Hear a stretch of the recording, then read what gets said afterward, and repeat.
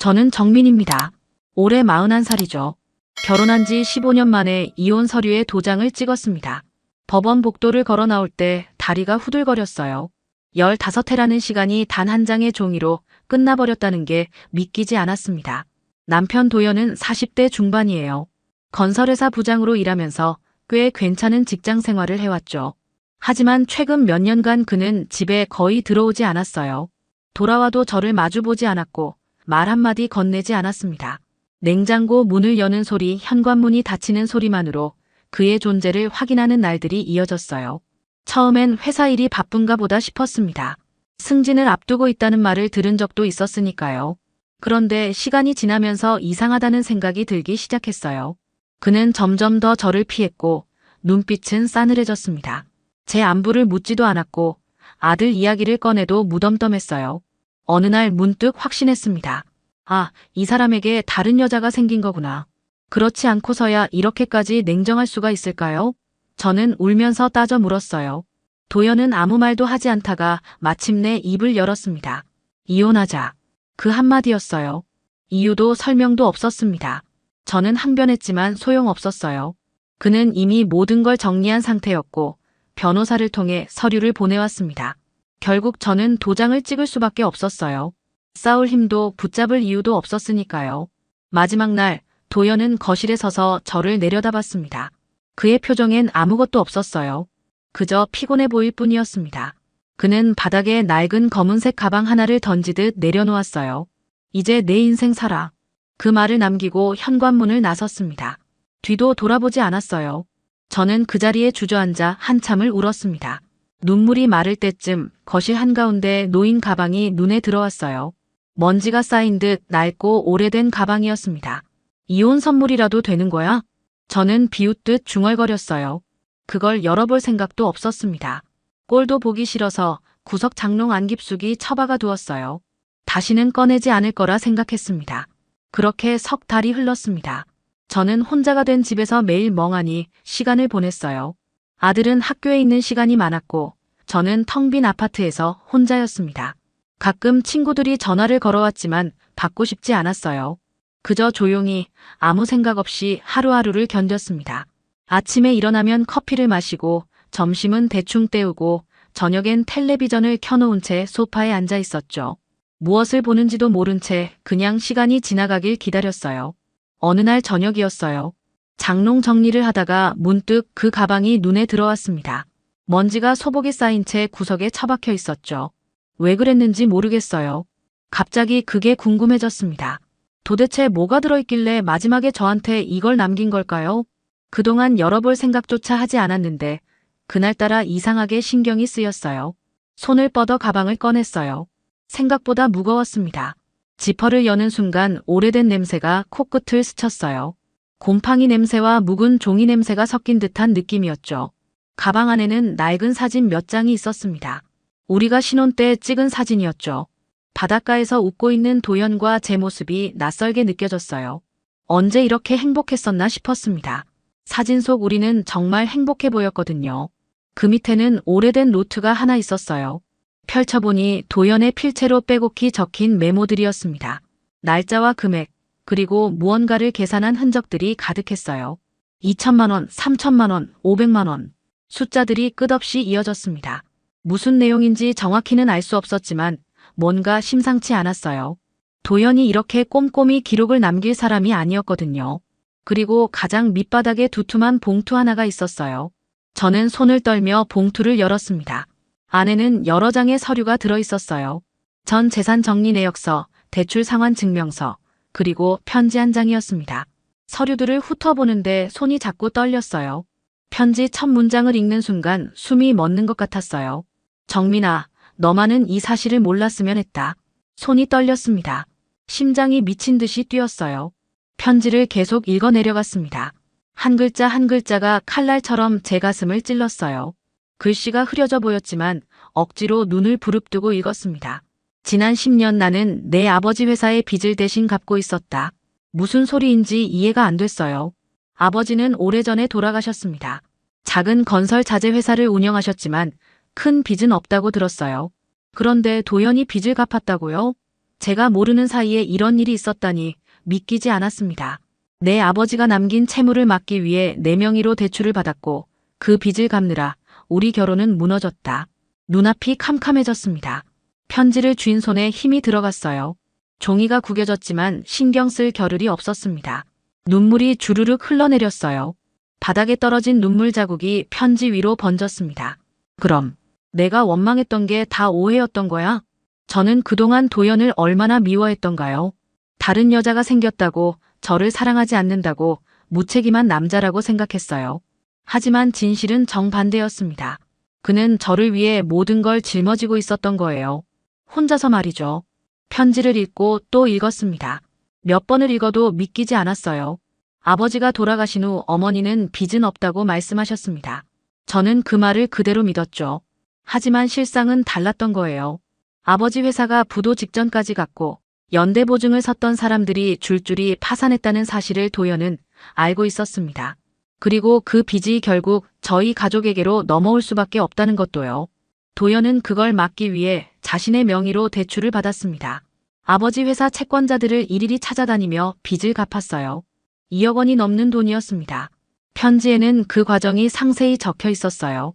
어떤 은행에서 얼마를 빌렸고 어떤 사람에게 얼마를 갚았는지 하나하나 기록되어 있었습니다. 너와 내 어머니가 이 사실을 알면 평생 죄책감에 시달릴 것 같았어. 그래서 아무 말도 하지 않았다. 눈물이 멈추지 않았어요. 저는 바닥에 주저앉아 울고 또 울었습니다. 도연이 왜 그렇게 변했는지 이제야 알 것 같았어요. 집에 들어오지 않았던 건 야근 때문이 아니었습니다. 부업을 뛰고 있었던 거예요. 주말에도 공사장에 나가 일용직으로 일했고 밤에는 대리운전을 했습니다. 그렇게 벌어들인 돈을 모두 빚 갚는 데 쏟아부었던 거죠. 제가 새 옷을 사자고 하면 그는 나중이라고 말했어요. 외식을 하자고 하면 집밥이 더 맛있다며 돌려댔습니다. 여행을 가자는 제 말에는 일이 바빠서라며 피했죠. 저는 그런 도연이 야속했어요. 가족보다 일이 더 중요한 사람이라고 생각했습니다. 하지만 진실은 달랐어요. 그는 저와 아들을 위해 자신의 모든 것을 포기하고 있었던 겁니다. 편지를 다 읽고 나서야 가방 안쪽을 다시 살폈습니다. 작은 주머니가 하나 더 있었어요. 지퍼를 여는 순간 하얀 종이 몇 장이 바닥에 떨어졌습니다. 저는 그것을 집어들었어요. 병원 영수증이었습니다. 서울대학교 병원, 소화기내과, 간암 정밀검사. 날짜를 보니 1년 전이었어요. 손이 더 심하게 떨렸습니다. 다음 장을 넘겼어요. 진단서였습니다. 간암 사기 예상 여명 3개월에서 6개월. 진단 날짜는 6개월 전이었어요. 그 시점이 언제였죠? 도연이 집에 거의 들어오지 않기 시작했던 때였습니다. 그래서 나를 밀어낸 거야? 목소리가 떨렸어요. 저는 진단서를 꽉 움켜쥐었습니다. 도연은 자신이 죽는다는 걸 알았어요. 그래서 저를 떠나보낸 겁니다. 제가 그를 간호하느라 고생하지 않도록, 죽어가는 모습을 보지 않도록 일부러 냉정하게 굴었던 거예요. 이혼까지 해가면서 말이죠. 저는 가방을 뒤졌습니다. 뭔가 더 있을 것 같았어요. 가방 밑창을 만지다가 작은 USB 하나를 발견했습니다. 황급히 노트북을 켜서 USB를 꽂았어요. 폴더 하나가 떴고 그 안에 동영상 파일이 하나 있었습니다. 파일명은 정민에게였어요. 떨리는 손으로 재생 버튼을 눌렀습니다. 화면에 도연이 나타났어요. 병실 침대에 앉아있는 그의 모습이었습니다. 얼굴은 많이 야위었지만 그는 웃고 있었어요. 정민아. 그의 목소리를 듣는 순간 눈물이 터져나왔습니다. 화면 속 도연은 카메라를 보며 천천히 말을 이어갔어요. 이 영상을 보고 있다면 아마 난 이미 없을 거야. 미안해. 내가 이 진실을 알게 될 줄은 몰랐어. 도연은 화면 속에서 잠시 말을 멈췄습니다. 심호흡을 하는 모습이 보였어요. 그러고는 다시 입을 열었습니다. 너한테 말하지 않은 건 비겁한 짓이었을지도 몰라. 하지만 난 내가 이 사실을 알고 괴로워하는 모습을 보고 싶지 않았어. 내 아버지 빚 때문에 내가 죄책감을 느낄까봐 두려웠거든. 저는 화면을 뚫어져라 쳐다봤습니다. 도연의 목소리는 잔잔했지만 울림이 있었어요. 그는 계속 말했습니다. 10년 동안 빚을 갚으면서 힘들지 않았다면 거짓말이야. 정말 힘들었어. 하지만 그건 내 잘못이 아니야. 난 그저 우리 가족을 지키고 싶었을 뿐이야. 내가 웃는 모습을 보면 그걸로 충분했어. 눈물이 멈추지 않았습니다. 저는 노트북 화면에 손을 갖다 댔어요. 도연의 얼굴을 만지고 싶었지만 차가운 액정만 느껴질 뿐이었습니다. 병을 알게 됐을 때 처음엔 막막했어.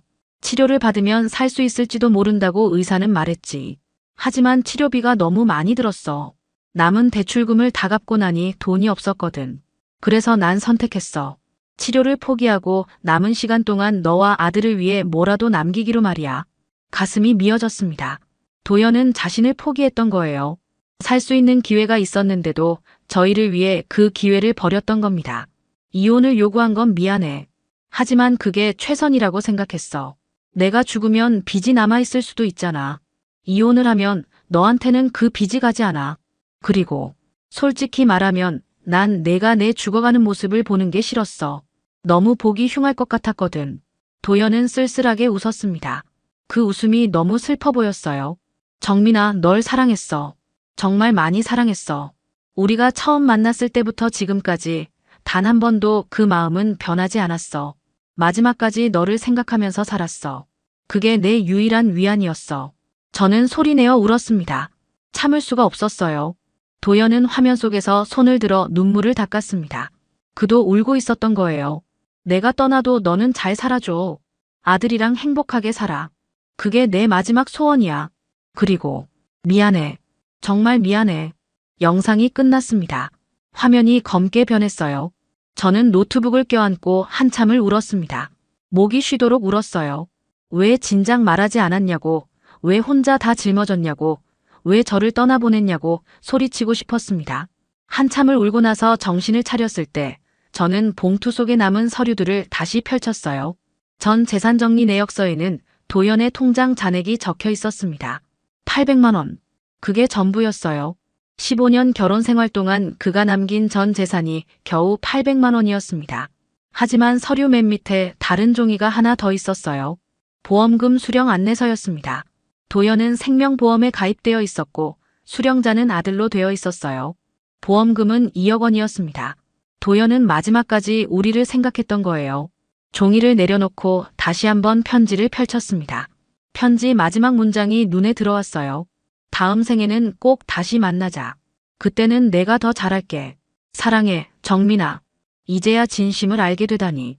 저는 중얼거렸습니다. 너무 늦게 알아버렸어요. 도연이 얼마나 저를 사랑했는지, 얼마나 우리 가족을 위해 희생했는지 이제야 깨달았습니다. 다음 날 아침, 저는 편지 속에 적힌 주소를 들고 집을 나섰습니다. 병원 주소였어요. 서울대학교 병원 소화기내과. 도연이 마지막으로 입원해 있던 곳이었습니다. 택시를 타고 가는 내내 가슴이 두근거렸어요. 혹시 도연을 만날 수 있지 않을까 하는 헛된 기대를 했습니다. 영상을 찍은 게 언제인지 정확히 알 수 없었으니까요. 병원에 도착해서 안내 데스크로 갔습니다. 손이 떨려서 제대로 말을 잇기 힘들었어요. 입원 환자 정보를 알고 싶은데요. 김도현이라는 분인데. 안내 직원은 컴퓨터를 확인하더니 고개를 들었습니다. 그 표정을 보는 순간 알았어요. 안 좋은 소식이라는 걸요. 가족분이세요? 네. 아내입니다. 거짓말이었죠. 이미 이혼한 사이니까요. 하지만 그렇게 말할 수밖에 없었어요. 잠시만 기다려주세요. 직원은 어디론가 전화를 걸었습니다. 잠시 후 간호사 한 분이 내려왔어요. 40대쯤 되어 보이는 여자 간호사였습니다. 그는 저를 보더니 조심스럽게 입을 열었어요. 환자분 보호자시죠? 이쪽으로 오시겠어요? 간호사를 따라 복도를 걸었습니다. 발걸음이 무거웠어요. 간호사는 상담실로 저를 안내했습니다. 문을 닫고 마주 앉았을 때 그가 말했어요. 김도연 환자분 말씀이시죠? 죄송하지만 그분은 어제 새벽에 돌아가셨습니다. 머리를 망치로 맞은 것 같았습니다. 어제요? 고작 하루 차이로 못 만났다는 건가요? 저는 그 자리에 주저앉았어요. 다리에 힘이 풀렸습니다. 어제 새벽에요? 네. 새벽 4시쯤이었습니다. 마지막까지 의식은 있으셨어요. 고통스러워 하시진 않았습니다. 간호사의 말이 귓가에 맴돌았어요. 저는 아무 말도 할 수 없었습니다. 그저 눈물만 흘렀어요. 간호사는 제 어깨를 가만히 두드려 주었습니다. 환자분께서 보호자분께 꼭 전해달라고 하신 물건이 있어요. 잠시만 기다려주세요. 간호사가 나갔다가 작은 상자를 들고 돌아왔습니다. 손바닥만 한 나무 상자였어요. 간호사는 그것을 제 손에 쥐어주었습니다. 마지막 날 환자분이 이걸 꼭 전해달라고 하셨어요. 내 아내가 오면 꼭 이걸 줘야 한다고 여러 번 당부하셨습니다.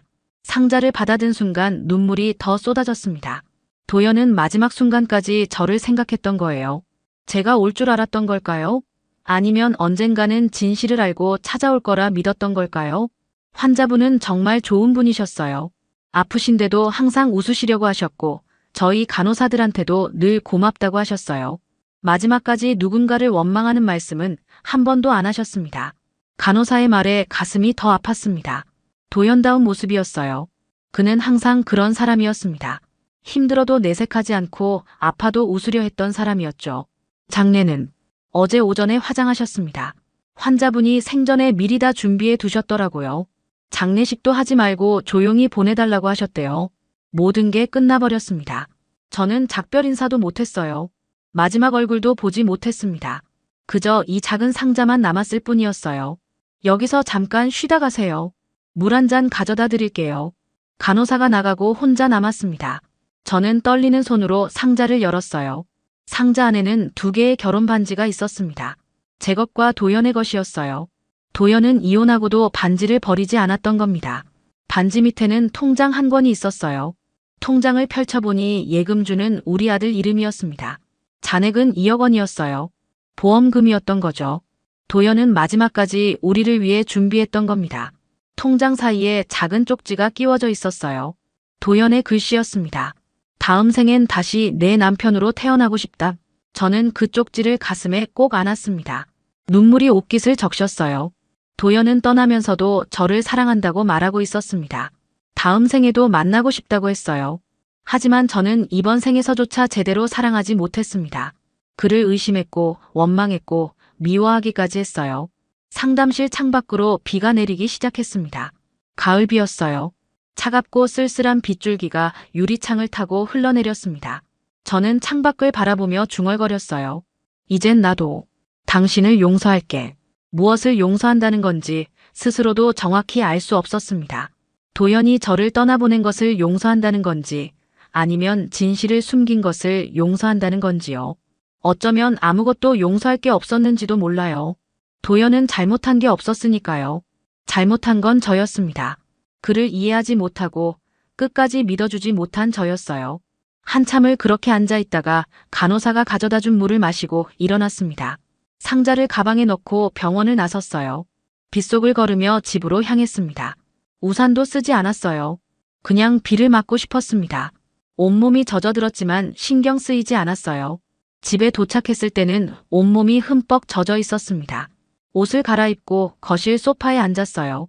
상자를 다시 꺼내 반지를 손에 쥐었습니다. 도연의 반지는 제 것보다 컸어요. 그의 손가락에 끼워져 있던 이 반지가 지금은 제 손 안에 있다는 게 비현실적으로 느껴졌습니다. 결혼 반지를 끼고 살던 때가 기억났어요. 신혼 초에는 도연도 저도 반지를 하루도 빼지 않았습니다. 어디를 가든 반지를 끼고 다녔죠. 사람들이 물어보면 자랑스럽게 결혼했어요 라고 말하곤 했습니다. 하지만 언제부턴가 우리는 반지를 빼기 시작했어요. 불편하다는 핑계로요. 사실은 마음이 멀어졌기 때문이었을 겁니다. 아니, 제 마음만 멀어진 거였어요. 도연의 마음은 여전히 저를 향하고 있었습니다. 그는 끝까지 반지를 간직했으니까요. 이혼하고도 버리지 못했던 거예요. 핸드폰이 울렸습니다. 학교에서 온 전화였어요. 저는 잠시 망설이다가 전화를 받았습니다. 어머님, 민우 담임 선생님이에요. 민우가 오늘 수업 시간에 계속 멍하니 있더라고요. 혹시 집안에 무슨 일 있으세요? 아, 네. 죄송합니다. 제가 아이한테 신경을 못 써서. 괜찮으세요? 목소리가 많이 안 좋으신데. 네, 괜찮습니다. 민우 잘 부탁드립니다. 전화를 끊고 한숨을 쉬었습니다. 아들에게도 신경을 써야 하는데 제가 너무 제 슬픔에만 빠져 있었어요. 중학생 아이가 얼마나 힘들까요? 아버지와 이혼한 엄마를 보며 어떤 생각을 하고 있을까요? 시계를 보니 오후 4시였습니다. 아들이 곧 집에 올 시간이었어요. 저는 부엌으로 가서 저녁 준비를 시작했습니다. 아들이 좋아하는 김치찌개를 끓였어요. 그리고 달걀말이도 만들었습니다. 도연이 해주던 방식 그대로요. 5시 반쯤 현관문이 열렸습니다. 아들이 돌아왔어요. 가방을 현관에 던지듯 내려놓고 안으로 들어왔습니다. 엄마, 나왔어. 그래, 손 씻고 밥 먹자. 배 안 고파. 그래도 먹어야지. 엄마가 내가 좋아하는 거 만들었어. 아들은 묵묵히 손을 씻고 식탁에 앉았습니다. 제가 차려준 밥을 보더니 젓가락을 들었어요. 하지만 먹는 둥 마는 둥 했습니다. 민우야, 무슨 일 있어? 아니, 별일 없어. 선생님한테 전화 왔어. 수업 시간에 멍하니 있었다고. 아들은 대답하지 않았습니다. 그냥 고개를 숙이고 밥만 뒤적였어요. 저는 아들의 손을 잡았습니다. 엄마가 요즘 너한테 신경을 못 써줘서 미안해. 힘들지? 아들의 눈에 눈물이 고였습니다. 중학생 아이가 참고 참았던 눈물이었어요. 엄마, 아빠는 왜 우리 떠났어? 진짜 다른 여자 생긴 거야? 가슴이 미어졌습니다. 아들에게 뭐라고 말해야 할까요? 아직 어린아이에게 아버지가 돌아가셨다고 말할 수 있을까요? 민우야, 엄마가 할 말이 있어. 잘 들어줄 수 있겠니? 아들은 고개를 끄덕였습니다. 저는 천천히 입을 열었어요. 이제는 말해야 할 때였습니다. 저는 아들의 손을 꼭 잡고 천천히 말을 시작했습니다. 가방 속에 있던 편지 이야기부터 시작했어요. 할아버지의 빚을 도연히 10년 동안 혼자 갚아왔다는 것, 그 과정에서 병까지 얻었다는 것을요. 그리고 우리를 위해 마지막까지 자신을 희생했다는 사실까지요. 아빠는 일주일 전에 돌아가셨어. 아들의 눈이 커졌습니다. 믿기지 않는다는 표정이었어요. 입술이 파르르 떨렸습니다. 거짓말이지.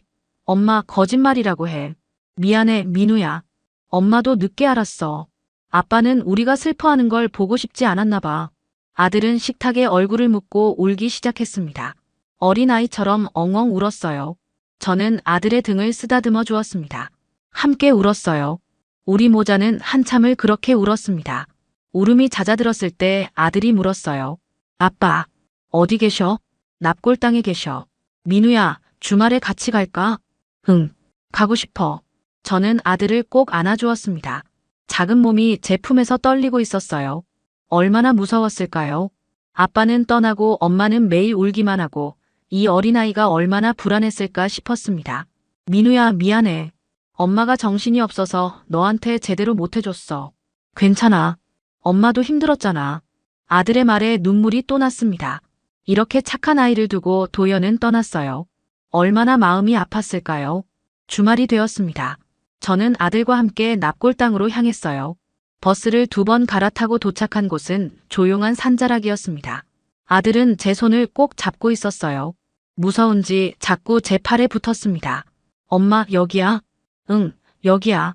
관리인에게 위치를 물어 4층으로 올라갔습니다. 한쪽 구석에 도연의 이름이 새겨진 작은 명패가 있었어요. 아들은 그 앞에 멈춰 섰습니다. 한참을 그렇게 서 있다가 무릎을 꿇고 앉았어요. 아빠, 나왔어. 아들의 목소리가 떨렸습니다. 저도 옆에 무릎을 꿇고 앉았어요.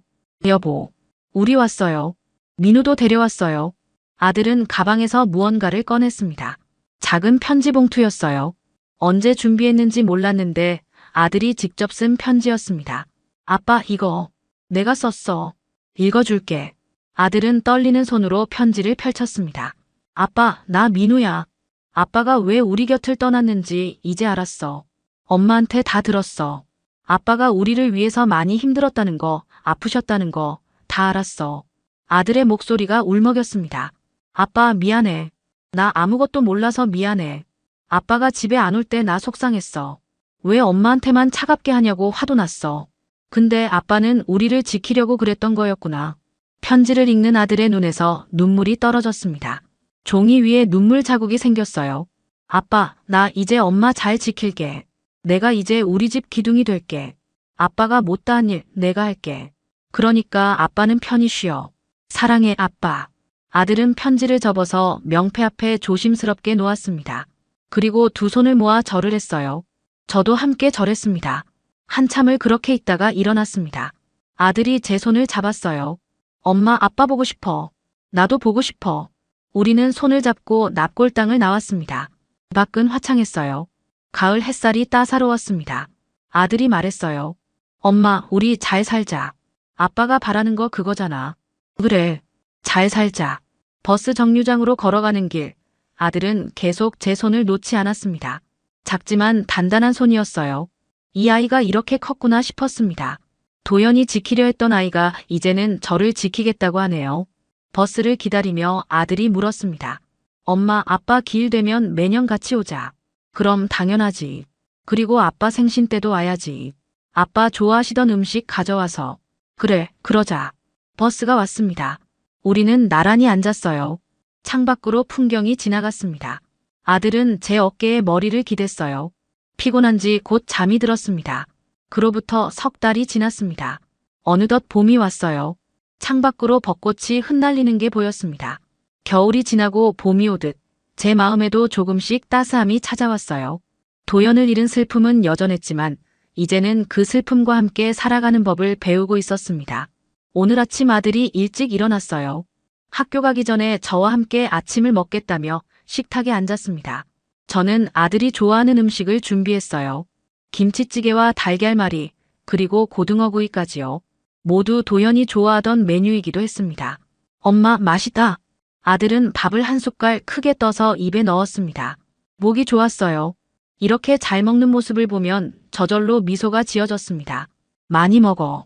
오늘 시험 있다며? 응, 수학 시험. 걱정 마. 이번엔 잘 볼 것 같아. 그래, 우리 민우 최고야. 우리는 천천히 식사를 했습니다. 아무 말 없이 먹다가 아들이 선반 위를 보더군요. 그곳에는 도연의 사진이 작은 액자에 담겨 있었어요. 병원에서 찍은 사진이었습니다. 그리고 그 옆에는 고마웠어요 라고 적힌 제 손글씨 쪽지가 붙어 있었죠. 엄마, 그 가방 이제 버릴 거야? 아들이 물었습니다. 거실 한쪽에 도연이 남긴 가방이 여전히 놓여 있었어요. 저는 그 가방을 버릴 수가 없었습니다. 도연의 마음이 담긴 물건이었으니까요. 아니, 그냥 둘래. 그 사람 덕분에 우리가 여기까지 왔잖아. 아들은 고개를 끄덕이며 아무 말도 하지 않았습니다. 그리고 밥을 한 숟갈 더 떴어요. 창문으로 햇살이 들어와 우리 두 사람의 얼굴을 따뜻하게 비췄습니다. 오랜만에 느껴보는 평화로운 아침이었어요. 엄마는 이제 뭐 할 거야? 응? 무슨 소리야? 그냥. 엄마도 이제 뭔가 하면서 살면 좋을 것 같아서. 맨날 집에만 있으면 심심하잖아. 아들의 말에 저는 잠시 생각했습니다. 맞아요. 도연은 제가 제 인생을 살기를 바랐습니다. 하지만 막상 뭘 해야 할지 막막했어요. 15년 동안 주부로만 살았거든요. 엄마 생각 좀 해볼게. 뭐가 좋을지 모르겠네. 엄마, 예전에 꽃집 하고 싶다고 했잖아. 그거 해보면 어때? 그랬었지. 신혼 때 저는 도연에게 말한 적이 있었어요. 언젠가 작은 꽃집을 하고 싶다고요. 예쁜 꽃들을 보며 일하는 게 꿈이라고 했었죠. 도연은 그때 웃으며 나중에 꼭 해주마라고 약속했었습니다. 그래, 한번 알아볼까? 응, 나도 주말에 도와줄게. 식사를 마치고 설거지를 하는데 아들이 다가왔습니다. 제 옆에 서서 함께 설거지를 도와주었어요. 예전에는 이런 적이 없었는데 요즘은 자주 도와줬습니다. 아들이 많이 성숙해진 게 느껴졌어요. 엄마, 오늘도 웃어야 돼. 알았지? 그래, 알았어. 아빠가 하늘에서 보고 계실 거야. 엄마가 우는 거 보면 슬퍼하실 거야. 가슴이 뭉클했습니다. 아들이 이렇게 의젓하게 컸구나 싶었어요. 도연이 봤다면 정말 자랑스러워했을 겁니다. 설거지를 다 하고 아들은 학교에 갔습니다.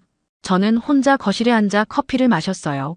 따뜻한 커피 향이 집안에 퍼졌습니다. 문득 선반 위 도연의 사진이 눈에 들어왔습니다. 사진 속 도연은 웃고 있었어요. 힘들었을 텐데도 카메라 앞에서 웃음을 지었던 겁니다. 마지막까지 우리를 걱정하면서요. 저는 마음속으로 조용히 속삭였습니다. 이제 괜찮아요. 당신이 지켜준 아들과 나 잘 살고 있어요. 민우는 훌륭하게 자라고 있어요. 당신 닮아서 착하고 의젓해요. 걱정하지 마세요. 우리 잘 살 거예요. 당신이 바라던 대로요. 햇살이 더 따뜻하게 느껴졌습니다. 봄바람이 창문 틈으로 살짝 들어왔어요. 도연의 사진 옆 쪽지가 바람에 살랑거렸습니다. 고마웠어요라는 글씨가 빗속에서 반짝였어요. 그가 떠난 자리에 남은 건 슬픔이 아니라 가족의 온기였습니다. 도연은 우리에게 사랑을 남겼어요. 희생과 헌신으로 지켜낸 가족이라는 이름을요. 이제 저는 그 사랑을 기억하며 살아갈 겁니다. 아들과 함께 웃으며 살아갈 거예요. 그게 도연이 원했던 거니까요. 저는 왼손 약지에 반지를 쓰다듬었습니다. 반지가 햇빛에 반짝였어요. 마치 도연이 미소 짓는 것처럼 느껴졌습니다. 오른손에 낀 도연의 반지도 함께 빛났어요. 당신 사랑했어요. 정말 많이요. 창밖으로 벚꽃잎이 흩날렸습니다. 봄이 왔어요. 새로운 시작의 계절이었습니다. 저도 이제 새롭게 시작할 거예요. 도연이 지켜준 이 삶을 아들과 함께 소중히 살아갈 겁니다. 소중히 살아갈 겁니다. 소중히 살아갈 겁니다.